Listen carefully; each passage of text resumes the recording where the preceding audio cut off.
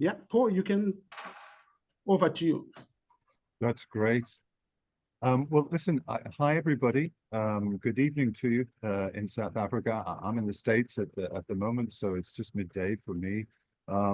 Just want to take a quick moment to thank Lewis and the GSA team for inviting me to speak with you and to share some, hopefully some positive, thoughtful and insightful information in relation to your next case study exam. What I'm going to do today is share a set of PowerPoint slides. These slides will be available from Lewis, from GSA. And as Lewis has just mentioned, the recording will also be available. So if you just give me one moment, I'm going to share my slide deck with you, and then we're going to kick off. Do bear in mind, we've got around about an hour, and I'm going to try and sort of finish up about 10 minutes before the end of the hour, just to give us a chance, or sorry, to give you a chance to ask any questions. And let's remember, everybody, that in terms of sort of honing your skills, in terms of honing your knowledge, you know, don't worry about asking questions that you think, oh, maybe that sounds silly, maybe that sounds stupid. All questions are good. This session is not about me. It's not about Lewis. It's not about GSA. This session is about you. And this session is about results and positive results. So the more you get involved, the better it's going to be. Okay? So let me just screen share with you now. If you'll just give me a moment for my screen to get right. 1 second. And I will share this with you. Okay. So I'll start at the beginning. We've had the introductory slide. Bear with me 1 second. Let me just take you through to slide number 1. Bear with me 1 second. Okay, so this is the first of 2, bear in mind. Lewis said earlier on, hopefully I'll be here next week. I will be here next week on the 14th with a different slant and more information. This particular webinar, as you see on screen, is about, broadly speaking, at whatever level you are, how to pass your exam. Now, do note, before I move on to the first sort of live slide, that the information that you're going to see within this particular set of slides and what I talked to you about tonight is, it's not just based on me or, you know, what I know. The information I'm going to share with you, the system, the approach, guaranteed to success, is based on what I've learned from students. You know, I've been teaching these exams at all levels for around about 15 years. So in terms of what I've learned, you know, from researchers, from prize winners, from students in the middle, everything that you're going to see doesn't come from me. It comes from what I've learned. I've learned most of what I know from the students that I've taught. And I've put it in a little package. It's pretty bite-sized now for 1 hour, but everything that you'll see in front of me is good, solid, practical advice. Now, I'm going to move slides. I'm going to start with something that maybe you weren't expecting, okay?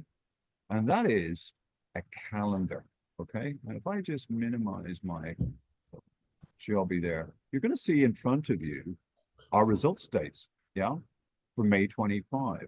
Now, the bottom line is that if we look at OCS here, end of June, MCS, and indeed SCS, if you go to that date, if each of you now were sitting on results day, you got a pass, you got what you wanted, and we were looking back on today, what I would encourage you to do as a starting point within this webinar is to think to yourself, hallelujah, thank God, I passed. Lewis helped me, GSA helped me, that crazy Irish guy that did a webinar on the 7th and 14th of April, he helped me. But what did I do?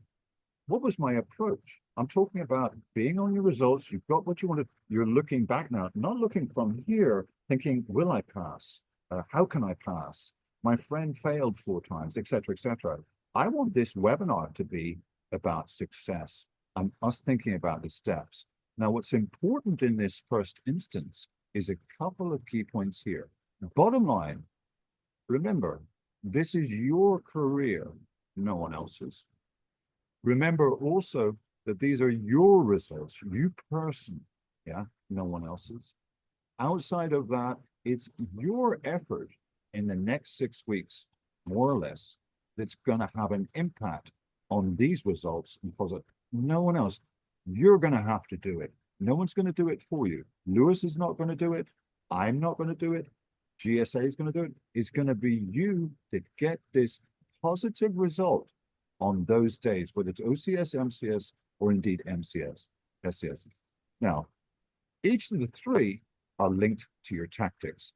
Now, ask anyone about a challenge they faced, whether or not it's the case study exam, CIMA, climbing Mount Everest, getting a PhD, running a marathon. The bottom line is that when you're faced with a challenge, you've got to have defined tactics in place.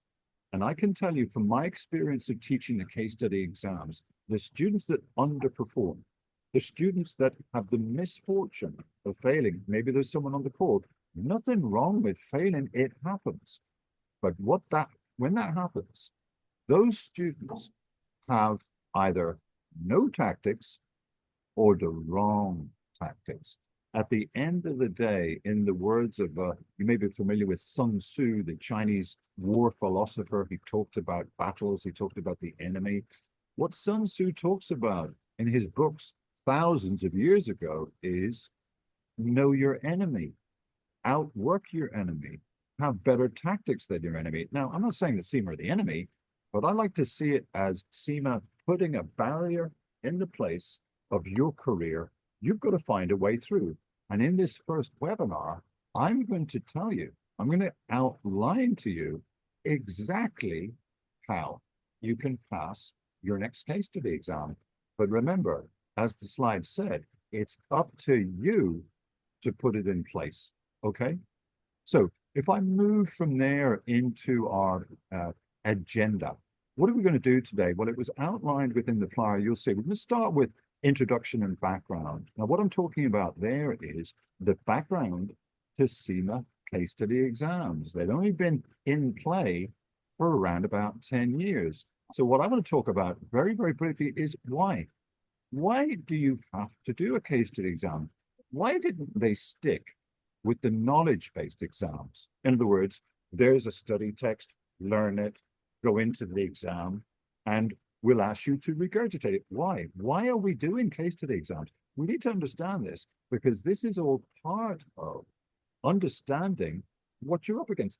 There's a reason at OCS, MCS, and that you're all having this sit case study exam. We got to know how to do that, but let's know the reason first. The next area for us is the pre-scene. Now, I can tell you, and you'll see from the slide when we come into the pre-scene, if I meet a resit student and they do badly, their biggest first mistake, is not how many hours they do. It's not performing badly on the day. Their biggest mistake is how they approach the pre-scene material. There is the right way to do it, and there's 1,000 wrong ways. And I'm going to point that out on you today, okay? Next area for us is my approach. I'm not going to tell you what UAP stands for right now, but I can tell you it's very, very straightforward. It's very simple. This is the approach that I've tweaked, honed, adjusted since February 2015, when the first set of 3 case study exams came out across. So it's taken me a while. It took me a couple of years to come up with this approach that is a sort of a catch-all, pretty bulletproof approach for you to pass this exam. Let's listen carefully in section 3. The next area, I'm going to wrap up then, some key do's and don'ts, because going back to my earlier point, the bottom line is, if we need the correct tactics to pass the OCS, MCS, and SCS, then certainly there are incorrect tactics too. And there's 5 key points on either side of that fence. There's 5 key do's, please do them. And there's definitely 5 key don'ts. Let's listen carefully to section 4, because the don'ts, if you have 2 or 3 of the don'ts in play in the next 6 weeks, then you can forget passing. Forget passing. I don't think you'll pass. Watch those don'ts carefully, okay? Next area for us, part 5, is a Q&A as mentioned. I'm going to open up the floor. Hopefully I'll have about 10 minutes, depending on how quickly I can get through the slides. And I always like to add in a bonus. I didn't tell Lewis about this. Yeah, I didn't tell Lewis when Lewis asked me, please come up with the constituent elements of the webinar. I'm going to put in point number 6, some secret sauce. If you want to call it Paul's secret sauce, you know the way you have a nice meal, you put a secret sauce in, there's a secret sauce right at the end. Okay, more of that later. Okay, so there's our agenda. I hope that makes sense. Let's pipe off with number 1. So the introduction background to the CIMA case study exams. So first things first, where do these case study exams come from and what are they trying to do? Let's be very, very clear. Remember, starting well in your mind is absolutely paramount to success. These exams are a test on what you can do, not what you know. What does that mean? Well, what it means is they're not, in the main, a knowledge test. Big mistake you'll see in the do's and don'ts. What I see students doing when they kick off their studies, when they start studying for the MCS exam, they get the textbook for P2 out and say, I sat this like a year and a half ago. I can't remember any P2. I'll just get the textbook out late at night and I'll just read through every chapter.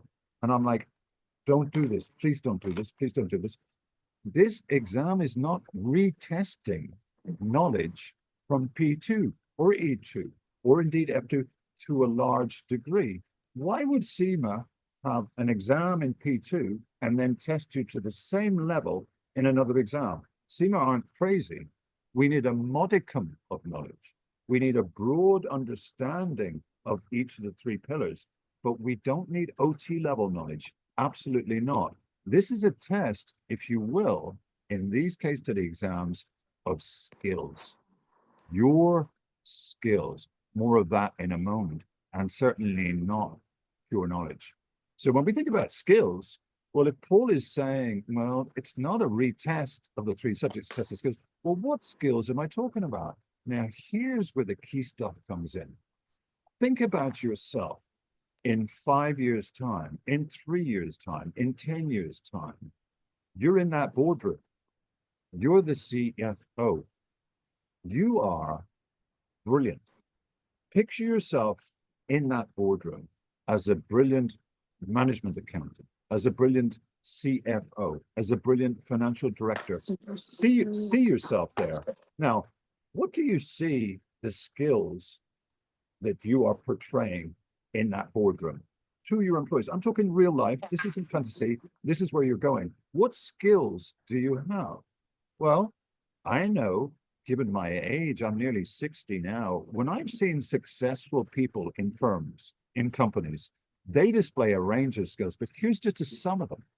Analytical skills, attention to detail. They're good at managing time. They're great critical thinkers. They're good at writing. They're good at making decisions. They're good at communication, and they're clear. Now, you may think, well, what's this got to do with my OCS exam or my SAS exam? CIMA are structuring exams, and this is why we changed from knowledge-based exams to try and test what your skills are. If CIMA had the funds, the resources to go into your workplaces, every single one of you on this call, if they had the resources, they could fly into South Africa, Johannesburg, wherever you're based, yeah, and be in your office and watch you at your desk. Watch you. They would do that because they would get then a hands-on, face-to-face idea. What is this person like in the office? That's what the case study exams are doing. This is the best, most economical, cost-efficient way for them to assess what is this person like as a management accountant, as a financial accountant, as a finance person. They have to structure in this way. It's the simplest way to do it. Give them a scenario-based exam, put them under pressure, give them a pre-scene, and let's test their skills in that way. We can't fly into South Africa or Australia, or we can't do that. We want to know, is this the type of person at this level? It's different for OCS, more difficult at MCS. Even more difficult is this the type of person that we want to admit to membership? What sort of skills are they bring? Do they keep to time? Are they good critical thinkers? Can they digest information and answer a question in a well-written email or report or briefing note? And can they do it 4 times or 3 times at SCS level? That's what they're doing. This is, in effect, if you will, a role play exam. Quick bit of background for us. As mentioned, these exams, as a result of input from employers, were introduced February 2015. They're 10 years old this year. Employers came to CIMA before 2015 and said, why do you have a case study exam called the T4 exam only at the end? Why can't you have case study exams throughout the course? Because those case study exams will test skills. I've got a finance manager working in my office now. His communication skills aren't that great. Doesn't look like he's been tested at it, and his foundation level CIMA exams. So CIMA thought, we've got to keep up with the times. We've got to make these exams more real life. Employers demand it, so we've got to do it. So there's the background to the introduction of case study exams at all levels. Now, I can tell you, back in 2015, when they introduced the case study exam, there was confusion because everyone likes to be tested on knowledge. Give me a study text, I can learn it in a few weeks. I'll answer any question that you want, but test my skills, that's slightly different. And let's note, it wasn't just the students who were confused by this new exam, but also I recall some tutors thinking, oh God, how do we teach this? How do we get students to have better skills? What do we do? So I can tell you the first year, I would say from 2015 to 16, I remember speaking to a lot of different people and I was scratching my head myself until I came up with my system. In other words, okay, this is the way that I need to teach it. But it was very much trial and error. And indeed, in that first year, the pass rates were lower than expected because people struggled. So there's your basic and indeed brief background. That's why your next exam is going to be a case study exam. Now, moving from there, in terms of the format, I'm not going to dwell on this area. You know the format. You know that we have pre-seen material in advance. You'll also know that the tutors get it 3 weeks before you do in order to prepare their material, okay? Outside of that, you know that the tasks are, in the main, these areas. You're asked to really produce information in the form of, let's say, an email, reply to your line manager, etc., or produce a report. They're simulating real life. I go back to my slide earlier on. I say, imagine yourself in the boardroom. This is a role play exam. CIMA are trying to assess what you are like in a real life office. Now, you may think to yourself, if you're sitting there, well, so what? How does that change anything? Well, I think it changes our mindset because we are not, in one sense, facing an exam. What we're facing is, in one sense, a bit like an interview. And I want you, when you practice, when you do your mock exams, and when you do the real exam, is to write and to think like the role that you have been given, whether or not it's a senior manager at SES level or a financial manager at MCS. I want you from day one, from today, in fact, I want you to be that person. When you read the pre-scene, I want you to think, I'm employed with this company. I actually work for them, okay? Now, you may think, that's a bit weird. Sounds a bit weird, Paul. Well, I don't mean to be weird. I'm trying to get you in the mindset of a passing student. And for me, the best way to do that is to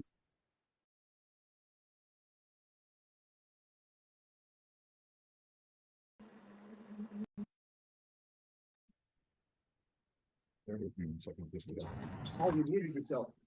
Okay. I didn't think I muted myself there. Bear with me 1 second. I'm just going to check to make sure that I'm not muted. Okay, I'm not muted. Sorry, someone just said to me, someone just popped their head around the corner and said, Paul, you're muting yourself. And I thought, well, that's not going to be so good. It's not going to make for a great webinar if they can't hear me. 1 second. Okay, so we're back at the plot. So just to summarize on this particular slide, really, the format is known to us. What you may be surprised about from this particular side and what I just said a moment ago is I want you to be the person. I want you to play the role, not from tomorrow, from today. From today, be the financial manager.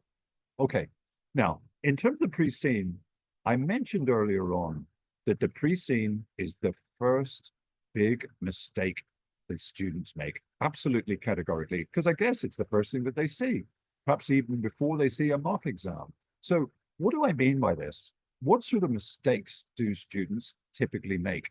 Well, the first one is they either overdo it or they underdo it.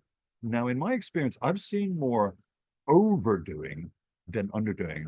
Now, what do I mean by overdoing or too much? I mean, from day one, as soon as they get their hands on that particular pre-scene, they fixate on it. They fixate on it as if that there is some requirement on behalf of CIMA that you have to become an expert in, I don't know, live streaming, an expert in hairdressing, an expert in that. No, we do not. The industry and indeed the company is there to provide context. And I've seen a lot of underperforming students take so much time every day, every other day, reading on Google into the night about hairdressing. And I had a student several years ago, and he passed on his attempt with me in a class, but he said the pre-scene, I think it was MCS, the pre-scene was about a chain of dentists, so dentistry. This was a big chain, not unlike the MCS case this particular year with Tremere, or this particular exam. And he made appointments twice with his dentist. And I said, so he came to me and said, Paul, I got a terrible mark at the MCS. Can you help me? I said, yeah, of course. I said, so it was about dentistry. What did you do? This and that. He said, well, I went to see my dentist twice. And I said, why? He said, well, I wanted to learn about the industry. And I said, twice. I said, did you pay him? He said, yes. I said, so hold on a minute. You paid a dentist, your dentist, for his time so he could talk to you about the industry. I said, looking back now that you've got your mark and it wasn't great, do you think it helped? He said, no, it didn't. Yeah. So this whole idea of we need to be industry experts is a note of nonsense. Okay. It's nonsense. Anyone who says to you, oh, listen, you need to be up on that industry is lying. You should punch them in the face. They're talking absolute nonsense. Okay. This exam is not about being an industry expert. The industry is about context. Okay. Now, outside of that, one key activity that students do is question spot. Now, let's be careful here. What I am not saying is that when we read each pre-scene, that we can't come up with what I would call hot topics. There's a difference between me or Lewis or another, capable tutor saying, listen, I've got 15 to 20 areas for you. I want you to go into the study sets and just make sure you're familiar with that. There's a difference between that and students actually designing questions and expecting those particular questions to come up on their exam. Remember, there's 3 days of exams, there's 3 possibilities on their exam in their sitting. What are the chances of that? You have more chance of winning the national lottery, okay? So specific question spotting is for crazy people, okay? Everyone on this call is not crazy. I'm not crazy. Lewis is not crazy. Let's be careful with this area of question spotting. I've had students say, oh, I spent 6 weeks trying to figure out what the examiner was going to ask on my variant out of 6 variants across 2 sittings. And I'm saying, listen, I think you're crazy, okay? We've got to stop this, okay? Let's be careful into how we use the pre-scene. So if not make these mistakes, what do we do? Well, on the basis that the pre-scene provides context, yeah, then I think what we've got to do is understand, firstly, my role, your role. You're an employee of this company. So given this slide, and I'm going to show you a set of steps for dealing with the pre-scene in a moment. But given the fact that you're an employee of this company, if I said to anyone on the call, right now, anyone at all, if I said, okay, imagine a scenario where this May, this August, this November, when you open up the real exam on the big day, I'm talking about your exam day, when you open up the real exam, it's actually not about trim air. It's not about the case you expected. It's about your real employer in real life, just by chance. Imagine that scenario. What would you do? Well, first thing you do is say, what? This is crazy. Yeah. The second thing you do is say, happy days. Why? Because if I asked you a set of questions in May, instead of on trim air, they were all about your employer, your existing employer, you'd be happy because you know your employer. You've been there for 6 months, 2 years, 3 years. You know everything about the company. You know where they've been, you know their products, you know what they do, you know their business model, you know their plans for the future. Would you agree? I hope you would. Wouldn't you agree that that exam would be easier than doing an exam, let's say on trim air, who you don't actually work for? Now, why is that? Because you are 100% bulletproof on your knowledge of your employer. They pay you every month. You're in work. You do a good job. You're there Monday to Friday, 9 to 5. So can you see my thinking here? Let's be employed now, not tomorrow, not next week, now. You're an employee. You're going into a 3-hour challenge that involves your employer, not an American. This is your employer. So when you work day to day, when you read the pre-scene, when you do a mock exam, you're talking about, this is my employer. If you do that, trust me on this, because this is a technique that I've employed for many years. The information, I think, tends to go in deeper when you're thinking about stuff, when you're relaying, let's say, a past exam question to the current exam situation. It's bound to provide you with a little bit more depth. Trust me on this. So what about an approach? What about an approach? Well, I've just cut and pasted trim air pre-scene there. Number one, the pre-scene. Read it carefully, but read it in bite-sized chunks. Now, I imagine for MCS and most likely SCS students, and certainly OCS students, you've already read it. But when you're reading the pre-scene, this is a big document. You can't read it start to finish and expect to concentrate. No. So when you're using the pre-scene, do it in a page or two at a time. Take a break, maybe a few hours, go and do something else. Try and focus 100% because the information will go in deeper. That's number one, bite-sized chunks, not the whole lot. Second key point, okay? Focus on what's important. In my opinion, and don't tell CIMA I said this, I think there's a lot of padding in every pre-scene. Specifically, what I'm talking about is where they go into real depth on the industry. Yeah, you see it within trim air, the early part of the pre-scene. They talk in depth about the ins and the outs of hairdressing, the hairdressing. For me, I personally be glossing over that. I want to know about what's the business model? What are the financials like? Who are the people? Yeah, I want to know about the core of the business. And I want to avoid spending time on anything that's going to be irrelevant on exam day. Focus on the core. Outside of that, the fine detail, I'm not interested. Make some notes. Now, be careful here because I worry about notes sometimes. I think students in their studies or whatever, it's fun making notes. I could summarize that pre-scene, might take me a few weeks. It's fun. Nice colors, nice drawings, nonsense, okay? Minimum notes, handwritten if you want, typed, I don't mind, maximum 2 pages. When I say focus on the core step 2, I want the notes to have the key bits in. I want the gross profit margin in there. I want to know the names of the board. Yeah. I want to have a summary of the business model. The business model is this. Okay. I want to know the date that they set up.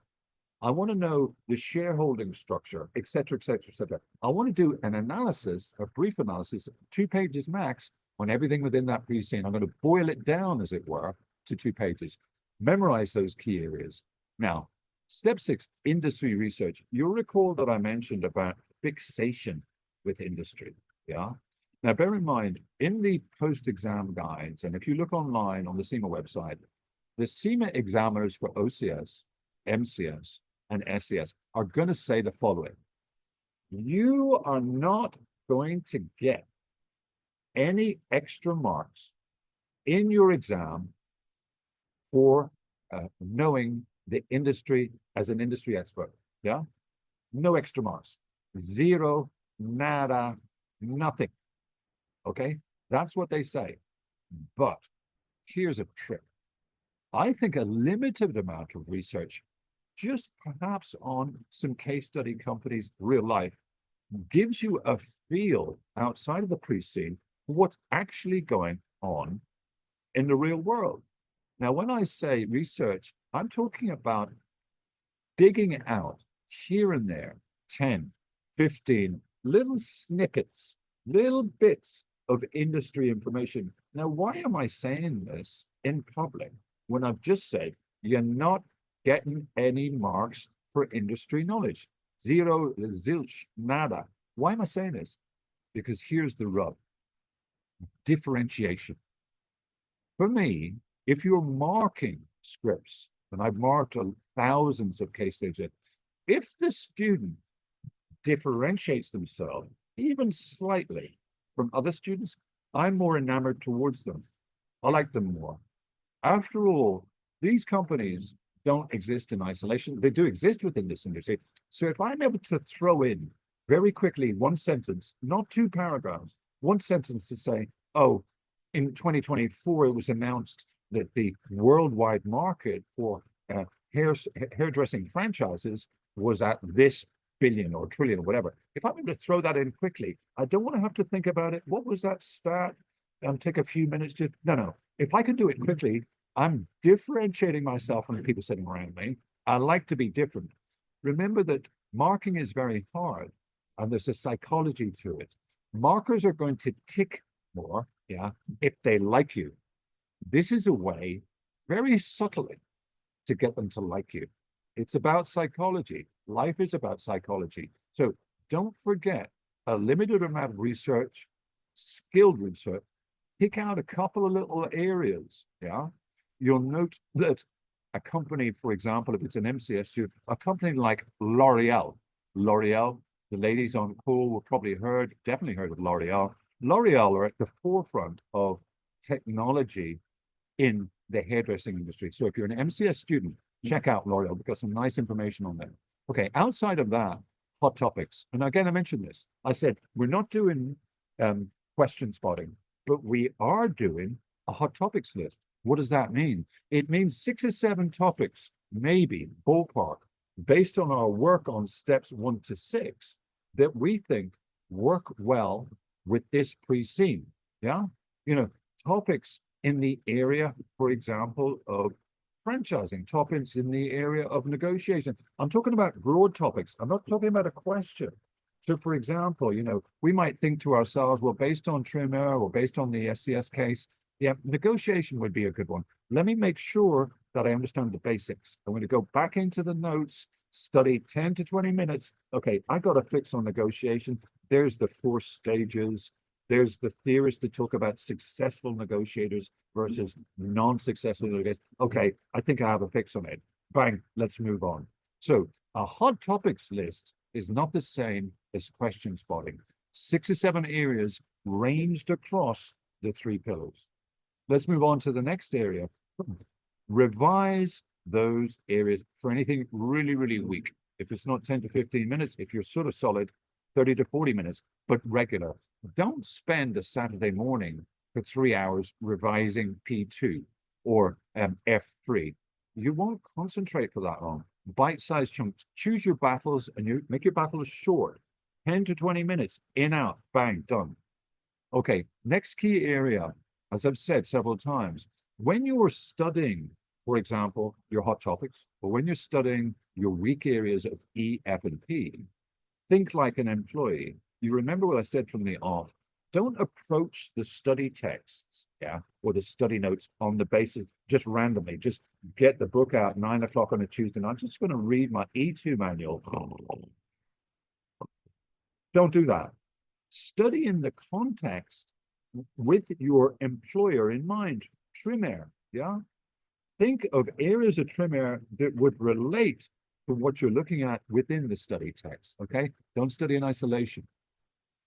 Now, last point, again, remember, these are all steps 1 to 10 for the pre-SIM. Digest the strategic analysis. Now, I'm going to open up in a moment on what I mean by a strategic analysis, but there you have it. There's your 10 steps to deal with the pre-SIM material. Now, in terms of the UAP approach, this approach for me has been honed over many years, and I think it's pretty bulletproof. Guarantee is a strong word, but I can tell you this. Every student that I've come across in classes or coached, everyone who's done absolutely what I've asked them to do has passed the case study exam. I'm not making this up. This isn't about me, it's about them. I don't do the exam. I don't sit in the exam. They pass it. But what I'm saying to you, if you follow the approach, your chances of passing go up. In the same way, as I said earlier on about tactics, if you don't have an approach, if you're going at the MCS or SCS like this, head in the sand, oh, it might work out. It's not going to work out. Tactics are crucial. Here's some tactics right away. First area for us, in terms of guaranteed success, number 1, understand. I'll come back to that in a second. Number 2, analyze.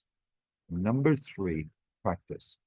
What do I mean by these points, UAP? Well, I've touched on several of them already so far in this webinar. Let's look at understand. What exactly do I mean? I mean, understand today, not tomorrow, not next Friday. This exam is not testing your knowledge, it's testing skills. If you look at the post-exam guides, the PEGs, across the board, particularly at SCS and MCS, if you look at the most common complaint of the examiner when they issue the guides after exams, is they talk about this word, they don't use the actual word, knowledge dump. But what they say is students answer the question that they would like to have been asked, not the one that they were asked. In other words, let's say a simple example would be, as soon as they see the word negotiation in the requirement, they just regurgitate everything that they know about regurgitation. I mean, imagine the scenario. Let's say that you are working right now, yeah? You go into work tomorrow morning and your line manager or your CEO happens to pass you in the corridor and says something like, do you know that you know the cost of capital is certainly something that we're concerned about right just now in terms of our borrowing? And you just went, yeah, and then you just reeled off to your CSO everything you knew about the cost of capital. Well, the cost of capital is based on probably 2 main areas: equity and debt. Imagine that scenario. Imagine being in the corridor. I'm just going to tell you everything I know, and your CEO, he or her, is going to say, "Are you okay? Are you crazy? I just mentioned the topic. You've just told me all you know. You're just knowledge dumping me. You're not listening. Knowledge dumps don't work in case study exams. We must avoid them. You must do what you're asked to do. You must answer the question you've been asked with the prerequisite level of skills. Outside of that, Sun Tzu, this guy is worth looking up. Sun Tzu, 2,000 years ago, I mentioned him before, he's all about war. He's all about battles. But the bottom line for me is some of his advice is really good. One big piece of advice is, you're going into war? Do you know your enemy? Yeah, I do. How? Well, I'm a SCS student. I have looked at every post-exam guide for the last 12 months or 2 years. I can see the comments. This is manna from heaven. This is the gospel truth without being blasphemous. This is the examiner saying, I don't like this, I don't like that. And yet, when I go into classes, online, face-to-face, one of the first questions I ask students is, did you read the post-exam guide that's just been released? I would say as a percentage out of 100%, maybe 10%. 1 in 10 people say, yeah, I read it. The other 9, no, didn't read it. I said, why not? Oh, I didn't think it was important. But this is the enemy. Let's get to know the enemy. The best way to do it is past papers and post-exam guide. Outside of that, I keep repeating myself, but I want you to remember one thing from today. It's definitely you have a role. Play your role from today. What do I mean by analyze? Well, I mentioned on the previous section, strategic analysis. What do you mean by that? Well, a strategic analysis, this isn't a technical webinar, so I'll keep it very, very brief. We have a pre-seen document. How do you understand a company? You do a strategic analysis on it. You perform Porter's 5 forces, a SWOT analysis, Porter's Diamond, ANSOF. You apply those tools and techniques to understand the company. Well, to understand what? Where the company's been, where they are now, and where they're going to go. Every question that you face, whether it's OCS, MCS, or SS, is going to be about the future. Oh, we're planning to this, we're going to invest in this, or we're concerned about being taken over by him or by her. Everything is about the future.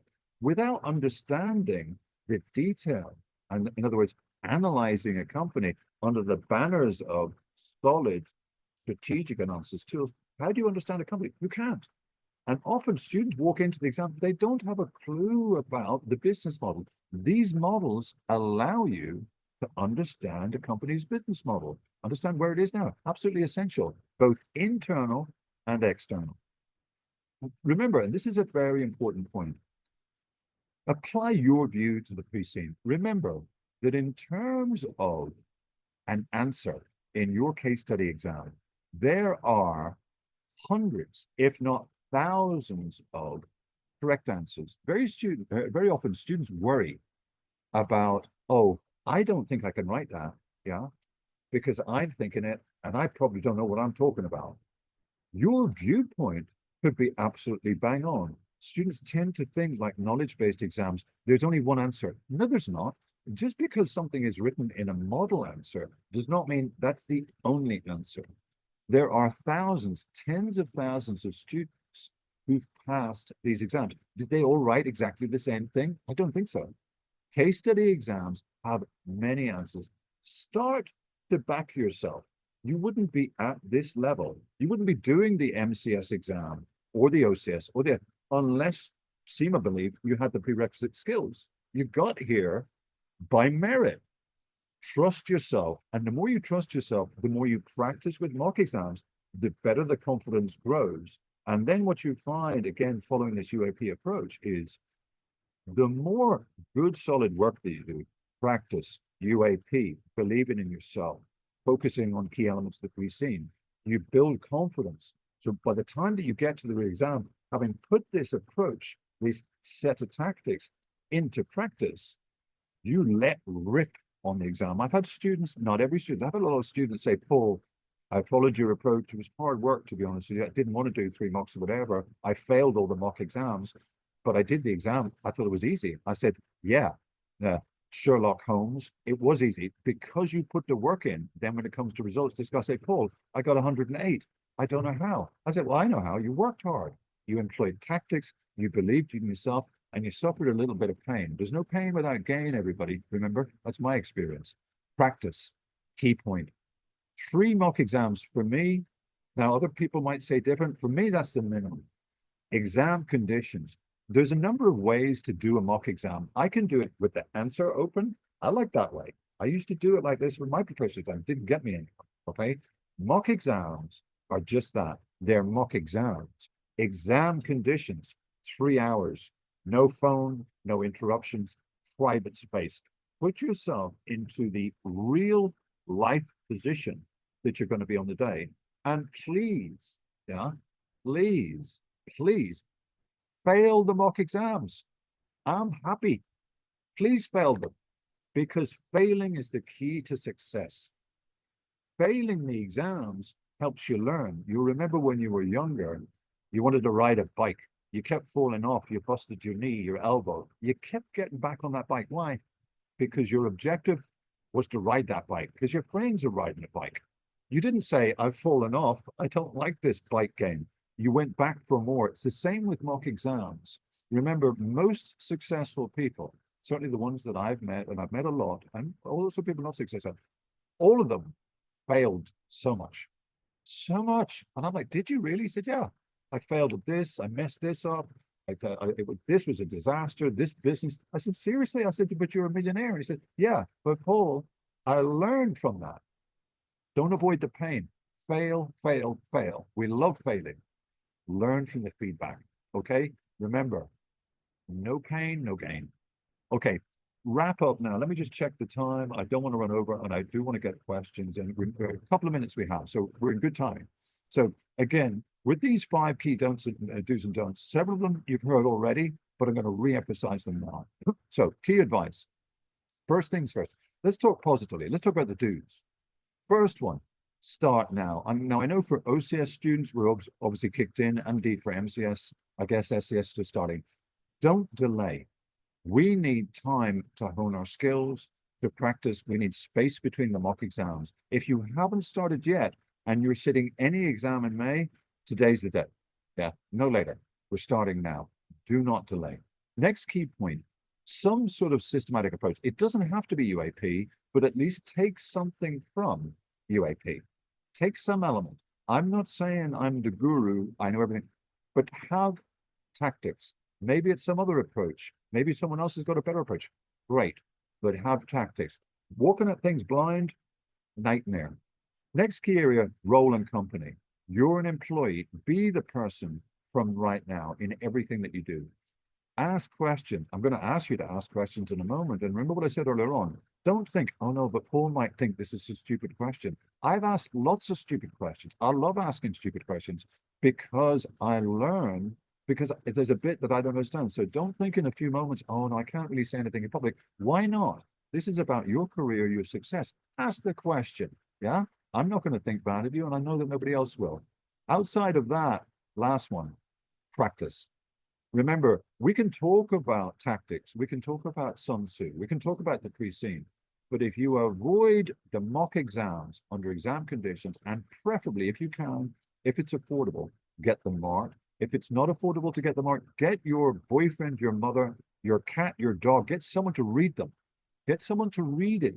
Is it reading okay? Even a non-technical person, anyone, not a CIMA person, not a finance person, does it read okay? Is it well presented? Do you think I'm neat? Do you think I seem like I know what I'm talking about? Get someone else to read it if you can't get it properly marked. Ideally, you get it properly marked. What about the don'ts? The industry. Be careful. I've seen some solid students go nuts. For example, the guy with the dentist booking appointments and paying several £100 for dental appointments, complete waste of time. You know, don't study the EF and P pillars, yeah, without context, without your pre-scene company in your mind. Don't be reading a textbook late tonight. You're wasting your time. Avoid questions, Polly. Do not avoid failure, yeah? Fail all the way up to the morning before the exam. I will be thinking, thank God she or he has failed another mock. Thank you, God, because I know that when you fail that mock, you're going to be all over those solutions like a rash. You're going to learn from the experience. Students say, but I failed all my mocks. Just about, not bulletproof, but just about every student who I'm convinced to do mock exams, who's failed all of them or most of them, always pass on the big day. And I'm not making this up just to make you feel better or to sound like I know something that you don't. Just about every one of them, they fail all the mocks. They say, but how did I pass on the day? Today, adrenaline, you had all that practice. It was the big day. It wasn't a mock. You lifted your game, but you brought in that experience from those 3 mocks and struggling through. What am I going to write? I'm just going to have to waffle it. You struggled through. That's why you got 109 or 150. That's why you won a prize, because you dealt with the pain. Don't avoid pain. Remember, big phrase in psychology and life. Life rewards action. Sitting back, worrying, procrastinating, thinking, what am I going to do? I don't know if I understand this. Take action. Do something. Take action, everybody. Life rewards action. Okay, so we're in the Q&A. Thank you for listening. It's been now nearly 50 minutes. I'm going to stop my share and go back on camera. As I said, if anyone wants to ask a question on anything, I will try and answer it. So don't worry about being silly or stupid or anything like that. Let's get the questions. This is your chance, yeah, to put in play what I've been talking about within this webinar, i.e., let's take action right now, not tomorrow. Okay, Lewis, thank you for that. I hope that it made sense and that I didn't mute myself for too long. Thank you so much, Paul. Fantastic. You didn't mute for too long. I'm not going to say too much, but thank you so much, Paul. You know, before I hand over to questions, you just mentioned something that was cracking me to say don't get fixated, because I'm writing case study in May. And 2 days ago, I downloaded the case study. I mean, those who are writing strategic level agree it's about the satellite industry. I've got no idea what they're talking there. They are talking about how the orbits and the what from the moon to the sun to the distance between. I'm like, what the hell are they talking about? But this is the Thank you. thing. But Lewis, this is the thing. Classic example. I would be the same unless someone had guided me. The classic example is I'm thinking, what do I need to know about sunlight? This creates this is what it I think in a way. I'm not saying CIMA are nasty, but I think in a way this is part of the test. I think someone needs to be admitted there is but maybe have you got that okay? Can you are you gonna okay. I think this is sort of in a funny sort of way part of the test, Lewis, where CIMA are saying, I wonder, are they going to spend loads of time, even though we've told them that the industry isn't priority, are going to spend a lot of time as opposed to doing what they should do, which is mock exams, strategic analysis, et cetera, et cetera. Do you know what I mean, Lewis? I think that it's part of the test. I really do. And as mentioned, the industry has an impact. It's important to an extent. And those little industry examples are a good idea. Those little one sentence, a little stat here. Oh, L'Oreal did this last year, et cetera, et cetera. I think those are good ideas. Anyway, does that answer your question, Liz? Yeah, answered. I've got some few questions there. I'll just read them out and you can address them. Paul, okay. Someone says, I wrote in February, I got 72 points fail. Is it advisable for me to take it in May, or should I need more time and see it in August? That's the first one. Okay. Do you want me to deal with that right away? Yeah, it's let me read this one. You can just umbrella them. Then another one says, Jessica said, is 6 weeks used to is the 6 weeks to be used to analyze and understand the pre-scene and practice mocks? How much time a day would you advise to me to do each day? Okay. Yeah. Will I answer those two now? Will I answer those two? Okay. So just in relation to the answer of the first question, researcher, I didn't have the chance because of the limited time to talk about researchers, but I do have a lot of advice. I'll try to include that on next week's webinar. The simple answer is absolutely 100% sit in May, because now you're sort of hot, aren't you? In other words, you've seen what you needed to do. You've got some feedback from the examiner in terms of the results. You're also not that far away. Now, I'm going to say something now that Lewis is probably going to think to himself, oh, what is he talking about? I want to talk about something just very specific, given what the question just been answered, called the F word. Yeah. Lewis, don't worry. I'm going to mention the F word. Okay. Now, the F word I'm associating with resitters. If there's anyone on the call who's had the misfortune of a fail in a case study exam, the F word is on your mind. I know it is. And I'll tell you from me what the F word is not the word you're thinking. It's feedback. When you get a disappointment in a case study exam, i.e. when you fail, yeah, students think of a lot of words, I imagine. It's not personal. What the examiner, whether it's OCS, MCS, or SS, what the examiner is saying to you is, I'm going to give you some feedback on your approach. It doesn't mean you can't pass. It means your approach is wrong. So what's the solution? Adjust your approach. The feedback means your approach is wrong. Very often, particularly when you get multiple resitters, I found that students get demoralized. They think, oh, I failed an exam, or I failed it again. Maybe there's something wrong with me. Maybe I can't do this. Rubbish. Adjust your approach. Think about UAP, or think about another approach and redo it. Adjust. Remember that Einstein's definition of madness, yeah? And I've reflected on this myself about things that I've done. Albert Einstein's definition of madness is repeating the same things over and over again and expecting a different outcome. So Albert Einstein says, if you do that, you're crazy. Now, I have done that many things in my life, and I thought to myself eventually, Paul, you got the same outcome. You did the same thing. You did the same approach. Are you crazy or something? Change your approach. As soon as I change my approach correctly, I get the outcome I want, okay? So I hope that answers the question for the first person. Absolutely do it, but listen to the feedback. something was missing in your approach. What was it? And be honest with yourself. Don't say, well, I did everything I could. I worked. No, something's missing. That's the truth of it. Okay. Now, in relation to the second question, I think it was it with relevance? What was that one? It was the next one. It was with relevance 6 weeks, to, 6 weeks, 6 weeks. yeah. Okay. So Jessica was the next one. Am I right? Yeah. Yeah. Okay. So 6 weeks. Okay. I mean, absolutely. In terms of a 6 week period is fine. So hours a day. That's a very good question, Jessica, because believe it or not, the biggest mistake I see students make relative to the number of hours is not doing enough, but doing too much. Okay. Case study exams, we need that 6 week period, but what we don't want to be doing is to be arriving on the day of the exam, Jessica, like a basket case.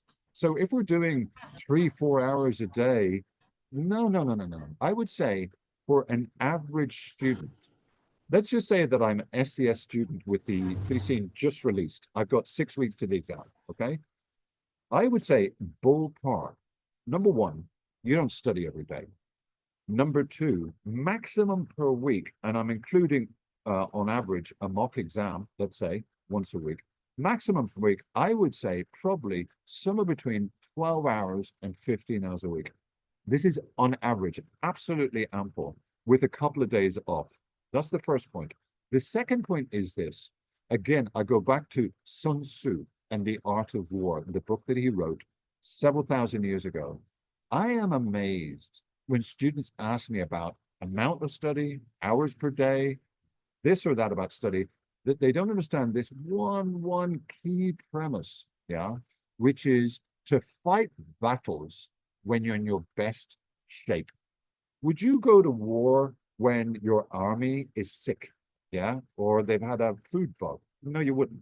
Now, what do I mean by that relative to Jessica's point? Well, I've dealt with the hours. What I'm saying is, when you think about your week, I've had a lot of particularly research students come to me and say, Paul, I failed the MCS twice. I don't understand. One of the questions I'll ask, okay, what's your study routine week to week? He said, well, I have a job, commute. I come home, I've got a little baby. Once I get the baby to bed, we've done the story time, whatever, I start studying at 9 o'clock at night. Every night I do 2 hours, 3 hours. And I say, all right, okay, that's interesting. How do you feel? How do you feel about 9:30? And the person will say, do you want me to be honest? I said, yeah. I said, I feel like I need to be in bed. I say, exactly, because that's where you should be. You should be in bed because you're studying at the wrong time. You're choosing to have your battle at the worst time of the day. So Jessica, just put briefly, because there are other questions that I need to answer. It's not the hours, it's the quality of hours. For me, the best time that I've ever had when I was studying is early in the morning. Go to bed an hour earlier, wake up an hour. You're fresh. You haven't had the day, the commute, the kids, the this and that. Get up earlier. An hour in the morning is worth 2 hours, 2.5 hours in the evening, maybe even 3. Okay. So Jessica, choose your battles. Choose your battles. Okay. Jessica, let me know if I answer that question. Okay. Can I move on, Lewis, and answer Franz's question?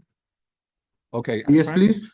Franz is just saying that it brought clarity. Franz, thank you for that. Thank you for that.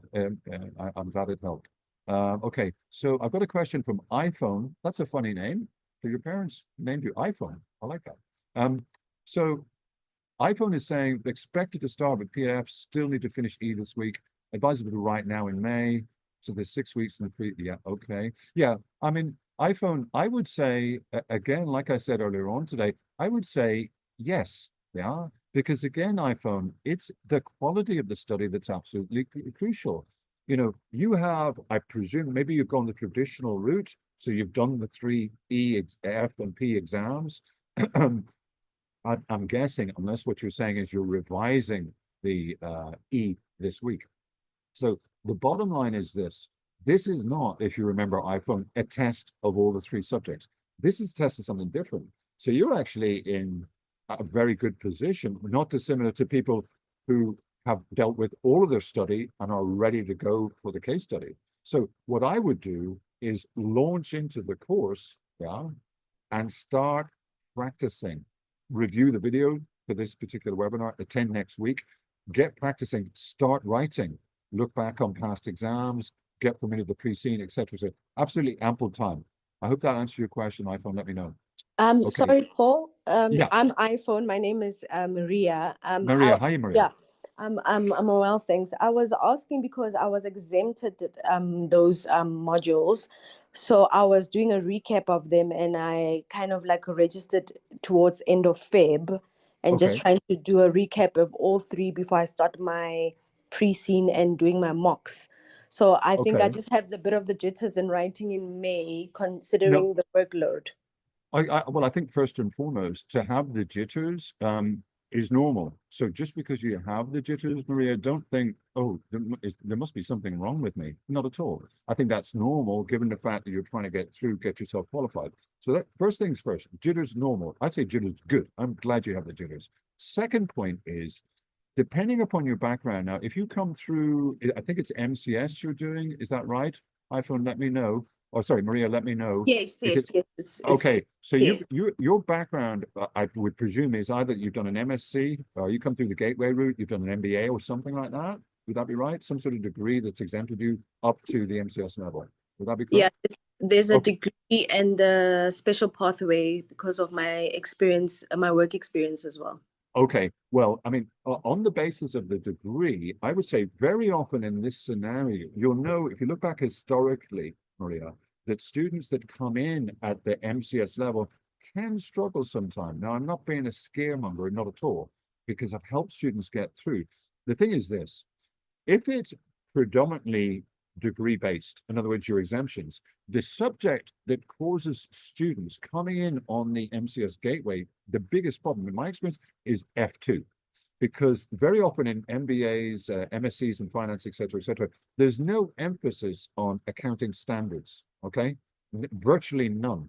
So when they get F2 style questions, they struggle. The E stream, E2, very often a bit of common sense will get you through that. And P in the main, in terms of the depth that's examined at the MCS level, or the MCS exam, the depth, because there's no calculations, it's very much some areas students will have dealt with in MSc. So, for example, investment appraisal, yeah?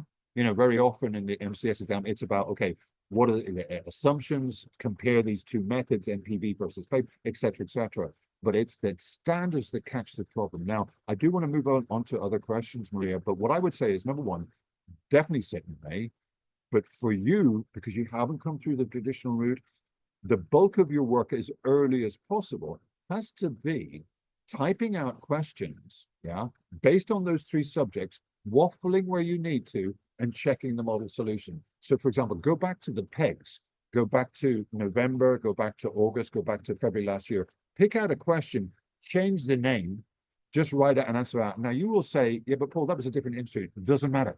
Forget the industry. I'm not worried about the industry. Write the question out, Maria, and see how your attempt, even if it's struggling here and there, even if you didn't know about the stages of the negotiation, even if you didn't know about inventories and the relevant standard, have a go and then learn from the failure. I hope that makes sense, iPhone. I'm going to move on because there are other questions here. Yes, Is that thank okay? you. Yeah, thank you very much. Yeah, but just do it, Maria. Just follow the approach. Remember, tactics is key. Okay. Okay. So Paul, Terence is a question. Graduated honors financial management. Which approach to prepare? I think broadly speaking, Terence, if you follow the approach that's advised by Lewis, by GSA, and indeed some elements of what's in this webinar, I guess you sort of got a structure there, haven't you? So follow the advice that you're given and don't worry too much. Just take action, Terence, and fail. In the next 6 weeks, please fail as much as possible. And then come results time, Terence, at the beginning of July, you'll be trying to get my WhatsApp number, say, Paul, I passed. Thank you so much. And I'll be saying, yeah, I know. Lewis will be saying, we knew you were going to pass because you did exactly what we asked you to do. Okay, Terence, I hope that helps. Okay, so Anston, do I need to summarize printouts at each competency of focus? No, the idea of summarizing the printouts, absolutely not. Focus on analyzing the pre-scene, Anston, and the advice that Lewis provides and the tutor within GSA and the guide provider. focus on the advice from the people that have done their, been there and done that. Okay. This competency area, I don't buy into that too much. I buy into action and I buy into failing in the next few weeks. Okay. Okay. Martha's asking, how do I make the most of mock exam feedback? That's a really, really good question, Martha. It's a really good question. You make the most of it by doing two things. Let me take you through the way. Number one, firstly, you're doing, as we've agreed, Martha, you're doing the mock exam under exam conditions, 3 hours, uninterrupted, no Facebook, no Instagram, no nothing, just like you're in the real exam. Number two, let's say for argument's sake, and this may not be the case, you fail, you get a low mark. I don't care. You're like, whatever, I'm not interested in the mark.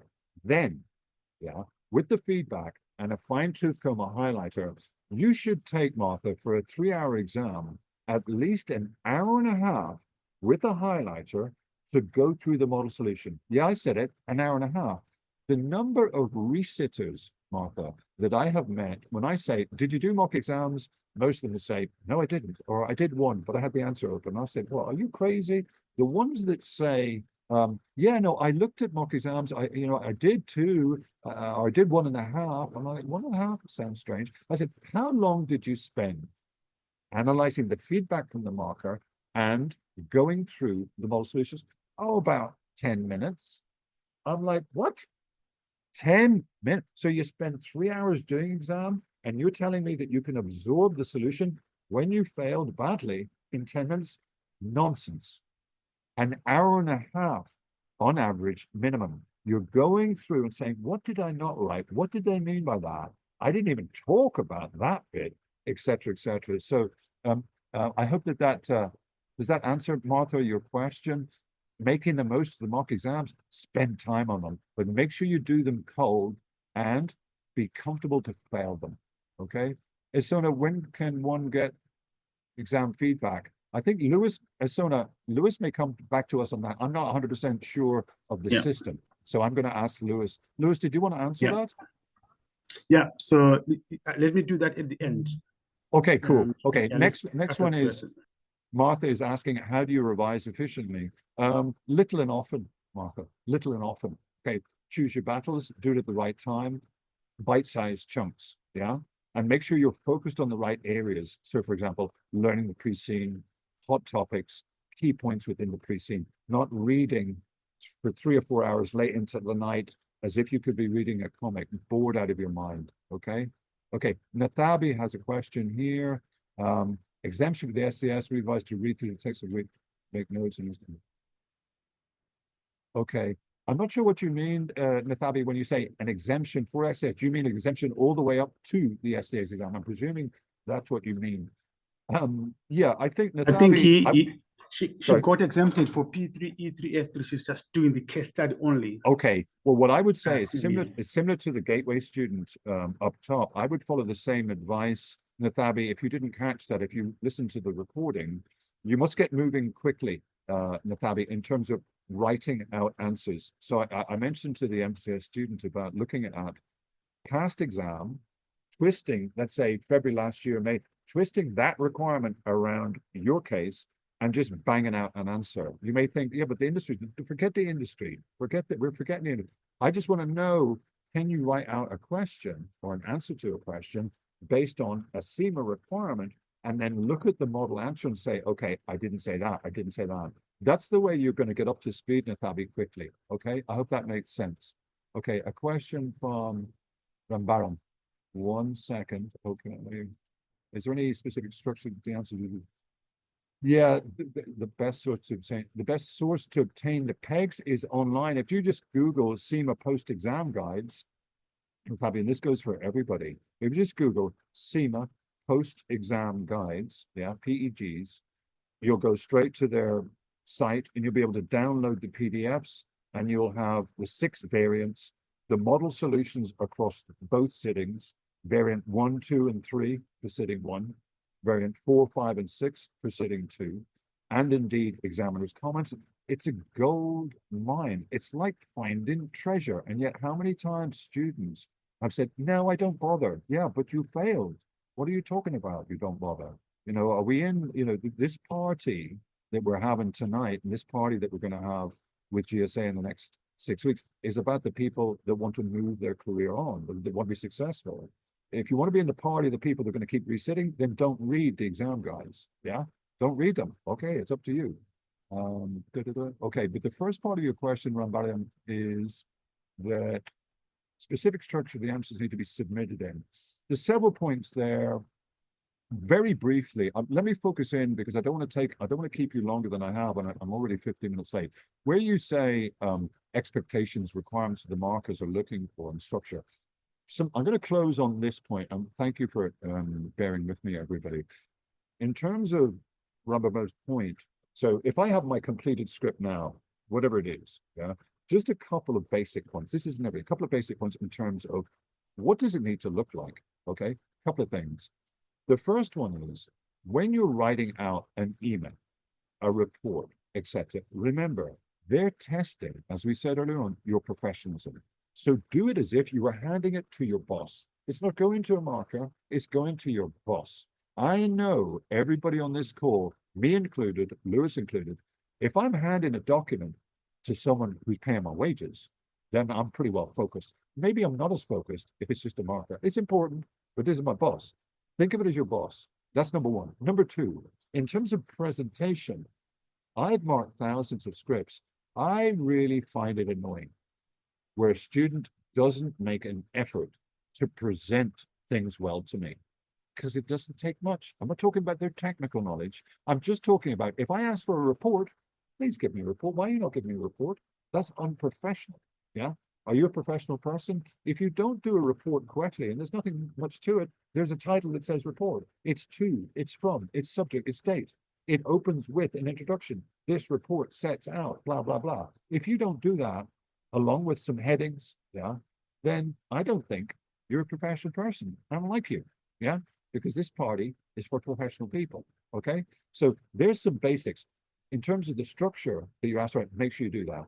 In terms of paragraphing, now some students say to me, Paul, you're going a bit over the top. You need to see a doctor, you need to see a tablet, take some tablets, you're getting a bit over the top on this. I say, it's up to you. What I think is this, short paragraphs, use headings. CIMA say grammar isn't important, but personally, I think let's be careful. Let's try and present a document that reflects us, an exam script that reflects the professionalism that I will show in the office. Remember, we talked about role play, okay? So I hope very briefly that answers some of your points. Sorry, I can't make a more comprehensive point. I'm just going to deal with Jessica's because she's come back to me. Then I'm going to come back to Lewis. Lewis, give me 1 second. Okay, sorry, if I'll go back to the gateway and revising. How would you approach, okay, versus studying these in full? Okay, what I would say, Jessica, is just the point that I made was that I would learn them knowing that I don't know them. In other words, I would focus on questions, past exam questions, whether it's an E2 style, P2 or F2. I'd say, okay, it's about investment appraisal. I have an idea on that, but I'm not sure, but I'm just going to give it a go. I'll just give it a go. They're asking about comparisons between NPV and ARR. I'm not really sure, but I'll give it a go. Then I would learn, well, with a highlighter, I'd go through the model solution very carefully and say, I messed that up good and proper. But now that I've gone through it, Jessica, now I have a better feel for it. Right, next, let me do something on E2. Negotiation. I know what negotiation is, but this is asking for stages. I can't remember them. I think I read something about whatever. I'll have a go. You get through it. You see the 4 stages. You see also at the end, they talk about 1 or 2 theories. They talk about, well, successful negotiating is based on being a good listener, letting the other side talk, not being aggressive, etc. So, oh, I missed all of these points. I thought I knew about negotiation. Do you see my point, Jessica? In other words, accept the fact right now, today, Jessica, that you're not sure about the content, but then accept also that if you test yourself tonight, tomorrow, every day or every other day, 1 or 2 questions, you're going to learn that content through failing. Yeah. The worst thing, just to close, Jessica, the worst thing that you could do is get those textbooks out, E2, P2, and F2, every day and start reading them. Jessica, you may as well read a cookbook or a comic. Waste of time. don't learn them in the context of passive reading. Learn them in the context of, I got to do this question. Paul said I do if I want to pass. I've got to write out an answer now to a question that was asked in February 2024. I don't know what I'm writing. I don't know what I'm writing. I don't care if you don't know. What I care about, Jessica, is once you've written your gobbledygook, whatever it is, I don't mind, that you get that highlighter out and learn about the comparison between those two investment appraisal methods, if that makes sense. Okay. So listen, I hate keeping people late. Yeah, I hate keeping people late. Lewis, I've got to come back to you unless you want to keep me talking. I don't know. Someone's so then let's see. I'm going to ask you to hang a bit for and see. I see Martha. Say that again. Say that again. I missed you there. There's a comment. So Martha says, "Hi Paul. What can go wrong when writing the case study? Exam time and how to overcome it." Okay. Just making a comment. That's a good question, Martha. I think what you're saying is when you're in the exam. Is that what Lewis? Is that what Martha is saying when she's writing it, as in live in the what can go wrong and what can you do? Is that what you? Yes. Okay, that's a very good question. A couple of things there, some of which I've touched on, Martha, and some which I haven't. Let's remember, everybody, and Lewis will know this from all the exams he's done, and I've certainly experienced this. Doing exams, preparing, being in there all day can be stressful. Yeah, it can create anxiety. I think one key thing, one thing that's helped me deal with it is recognizing that it's not odd. In other words, when I used to get a bit nervous and a bit stressed out, I used to think there's something wrong with me. Yeah, no one else is feeling like this. Only me. Only Paul, out of 1,000 students doing this exam, is feeling rubbish. Most students get nervous. So that's the first thing, Martha. Recognize that being nervy before or during the exam is normal. Okay. So how do we go about dealing with it? Several things.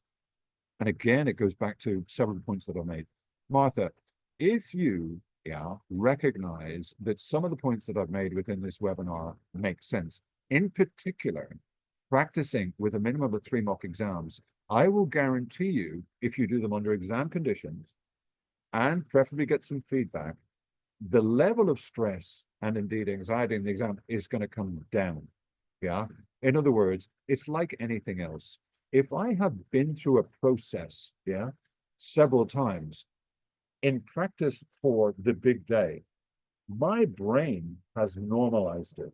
So the level of stress, naturally, and the level of anxiety come a little bit down. I'm not saying they're eliminated, but I'm saying they come down. If you give your brain the opportunity to experience something, it stands to reason that its capacity to deal with it on the live day, on the big day, is better. Now, even notwithstanding that, I think one of Martha's core point is, well, what if it does go wrong on the day? What do? You stop. You breathe. Yeah. You relax. Okay. Panicking. Yeah. Starting to rush. This is all part of the test. You stay in control. And one other thing, something that was an uncle of mine, Martha. I have an uncle. He's now passed away.